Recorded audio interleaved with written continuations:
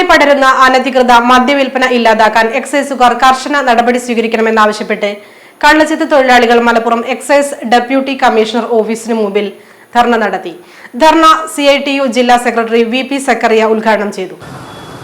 സംസ്ഥാനത്തെ എല്ലാ ജില്ലയിലും സംസ്ഥാന കേന്ദ്രത്തിലും ഇത്തരം സമരം നടക്കുക. കാരണം എന്ന് പറഞ്ഞാൽ ഏറ്റവും പരമ്പരാഗതമായ വ്യവസായമാണ് കേരളത്തിലെ കള്ളിയത്ത് വ്യവസായം, കയറിനെ പോലെ. എന്നാൽ അതിങ്ങനെ കുറച്ച് കഴിഞ്ഞ് പോകും അല്ലേ? പുതിയ കാലത്ത് അത് ദ്രവിച്ച് വരികയാണ്, ഇല്ലാതായി. അങ്ങനെ പറ്റില്ല. ഈ വ്യവസായത്തെ നിലനിർത്തണം. വ്യാപകമായി പടരുന്ന അനധികൃത മദ്യവിൽപ്പന ഇല്ലാതാക്കാൻ എക്സൈസുകാർ കർശനമായ നടപടി സ്വീകരിക്കണമെന്നാവശ്യപ്പെട്ട് കള്ള് ചെത്ത് തൊഴിലാളികൾ മലപ്പുറം എക്സൈസ് ഡെപ്യൂട്ടി കമ്മീഷണർ ഓഫീസിന് മുമ്പിൽ മാർച്ചും ധർണയും നടത്തി. ധർണ CITU ജില്ലാ സെക്രട്ടറി VP സക്കറിയ ഉദ്ഘാടനം ചെയ്തു.